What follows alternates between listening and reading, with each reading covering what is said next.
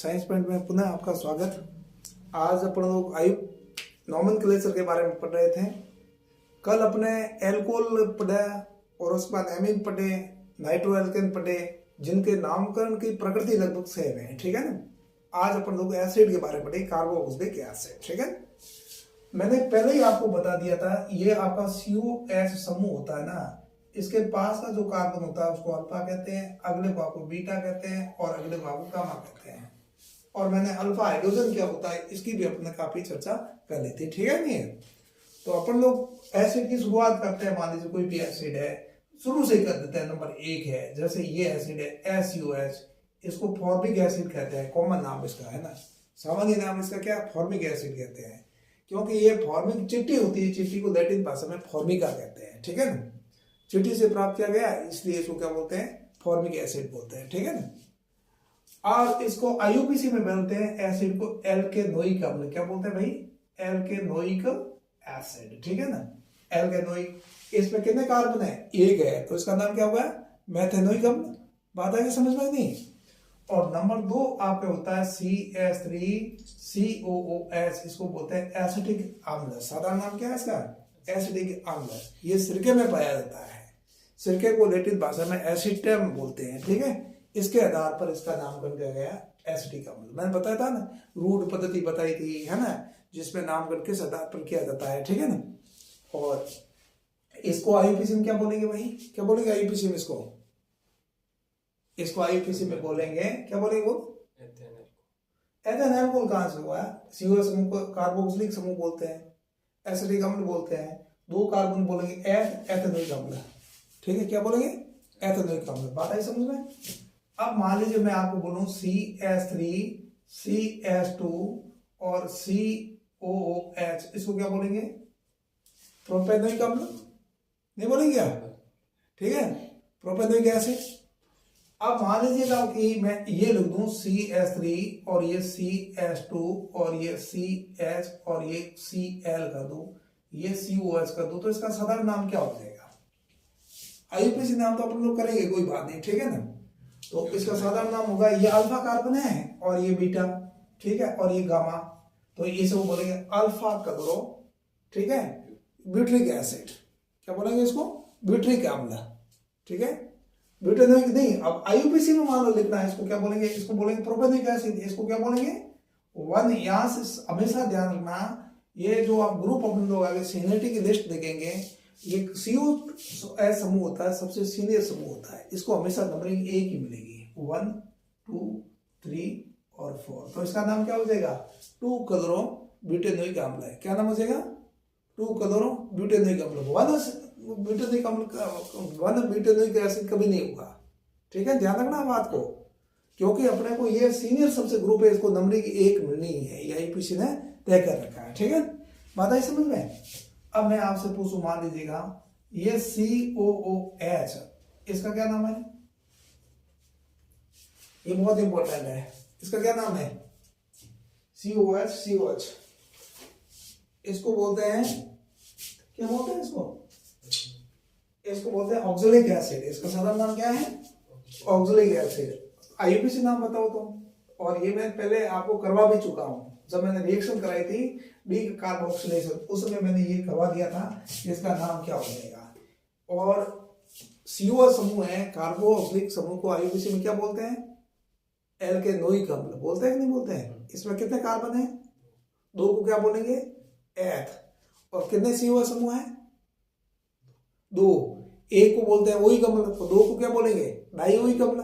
तो इसका नाम क्या होगा, एथेन डाइओइक अम्ल। बात आई समझ में नहीं, क्या नाम हो जाएगा इसका, एथेन डाइओइक एसिड। ठीक है। अब ये बहुत ही इंपॉर्टेंट है, CH2COH, ये सब अपन पहले पढ़ चुके हैं, अब सब रिवीजन हो रहा है और कुछ नहीं है। इसका क्या नाम है, प्रोपेन डाइओइक अम्ल। ठीक है, प्रोपेन डाइओइक अम्ल, ध्यान रखना इसको। और इसका साधारण नाम है मेलोनिक एसिड। इसका साधारण नाम क्या है, मेलोनिक अम्ल। इसका साधारण नाम है मेलोनिक एसिड। बात आई समझ में नहीं। ठीक है, और ये क्वेश्चन आपका एग्जाम आता ही रहता है हमेशा ही, सारे एग्जाम में, IAS हो चाहे RS हो चाहे IIT हो चाहे मेडिकल का एग्जाम हो, सभी में आता है। और ये लगभग सभी लोग गलत करके आते हैं। इसका आईपीसी नाम क्या होगा? पहले आपकी बोर्ड की बुक हुआ करती थी, उसमें भी ये नाम गलत लिखा हुआ होता था, ठीक है ना, समझ गए बात को। लेकिन अब जो बोर्ड की बुक है उसमें इसको सही कर दिया गया है, ठीक है ना। इसका नाम क्या होगा बता सकते हो उसको? इसका साधारण नाम है सक्सेनिक अम्ल। मैंने बताया था आपको कि क्या होता है जबकि सक्सेनिक एसिड की अभिक्रिया है वो सोडा लाइम के साथ करवाई जाए, नहीं करवाया आपको? कराया था नहीं कराया था? क्या होता है जबकि सक्सेनिक एसिड की अभिक्रिया किसके साथ कराई जाए? सोडा लाइम के साथ करवाई जाए, ठीक है ना। तो इसमें कितने कार्बन है? 4 को क्या बोलेंगे? ब्यूटेन। और कितने CO समूह है? तो ब्यूटेन डाइओइक अम्ल। बात आई समझ में कि नहीं? ठीक है, बात आई समझ में नहीं है क्या? नहीं आई? अब देखना, अगर ये आपने कर लिया तो मुझे ये बताओ इसका क्या नाम है भाई? इसका क्या नाम है? इसका क्या नाम है? ये सक्सेनिक एसिड होगा, ये क्या होगा? इसको बोलते हैं गुलेटेरिक एसिड। क्या नाम है इसका साधारण नाम? गुलेटेरिक अम्ल है। और आईपीसी नाम क्या होगा बता सकते हो तुम? आईपीसी नाम क्या होगा इसका? तो हाँ, पेंटेन डाइओइक एसिड, बहुत इंपॉर्टेंट चीज है। इसका नाम होगा पेंटेन डाइओइक अम्ल। बात आई समझ में नहीं? ठीक है। अब मान लीजिएगा मैं यूं लिख दूं, ये एसिड का नामकरण ये इंपॉर्टेंट है, इसको अच्छी तरह अपने को देख लेना है, ठीक है।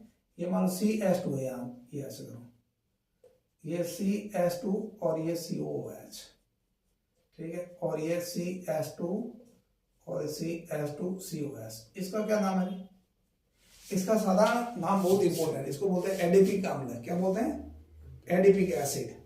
और जब अपन बहुलकीकरण करेंगे, बहुलक का रिएक्शन पढ़ेंगे उसमें ये एडिपिक एसिड की रिएक्शन काम आएगी, इसलिए आपका यह नाम याद होना चाहिए। इसका साधारण नाम क्या है? एडिपिक एसिड है। और मैंने रिएक्शन के टाइम कराया था क्या होता है जबकि एडिपिक एसिड की अभिक्रिया सोडा लाइम के साथ कराई जाए, PCl5 के साथ कराई जाए, तब क्या होता अपन ने इसको अच्छी तरह पढ़ा था, ठीक है। पता ही समझ में नहीं? चलो, और इसका आईपीसी नाम क्या होगा बोलो? है क्या? हाँ, हेक्सेन डाइओइक एसिड। 6 कार्बन है, इसको बोलते हैं हेक्सेन, और 2 CO समूह है तो इसको क्या बोलेंगे? Hexane dioic acid. बात आई समझ में नहीं? अब मैं आपसे एक क्वेश्चन पूछता हूं। मान लीजिए मैं बोलूं CH3, ठीक है, और CH और ये Cl, ठीक है, और ये CH2COOH, यहां से मैं Br लिख दूं, तो इसका नाम क्या होगा बता सकते हो?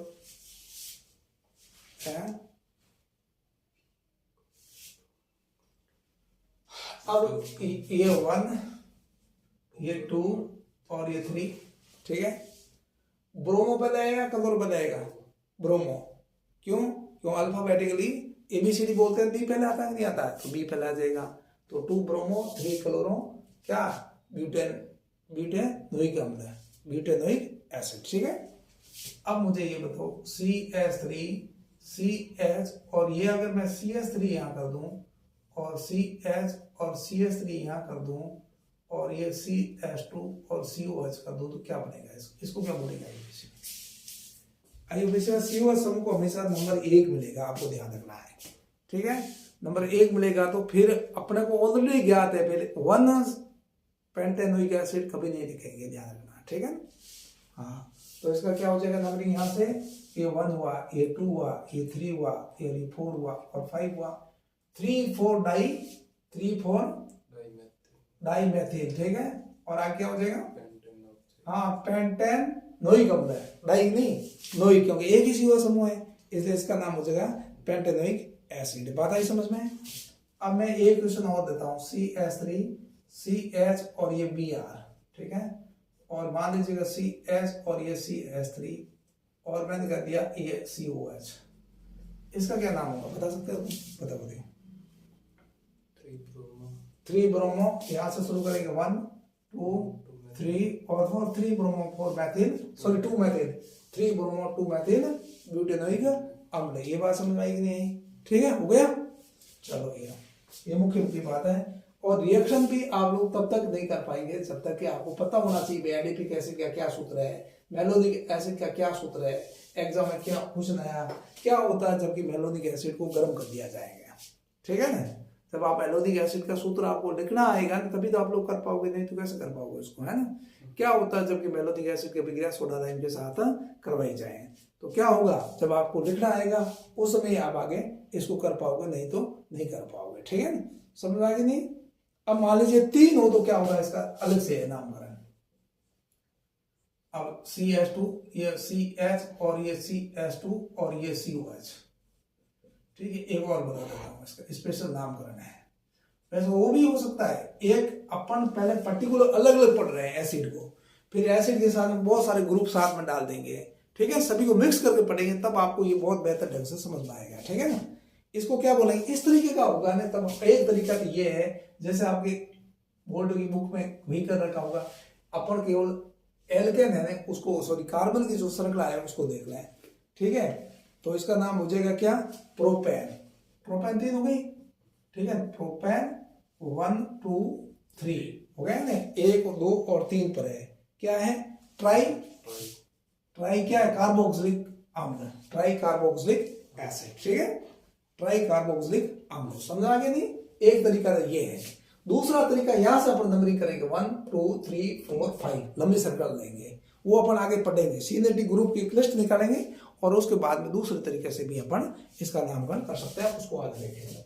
ठीक है, आज अपन केवल एसिड का ही पढ़ेंगे और आप इसको इंपॉर्टेंट मान करके बहुत अच्छे तरह से करना। ठीक है, अब इसका एक चीज और भी है, मान लीजिएगा ये है, वैसे मैंने बताया अभी एक बार, CH मान लीजिए Br और ये CH2 और COS है, इसका कॉमन नाम क्या है, तो ये अल्फा और beta, beta bromo butyric acid.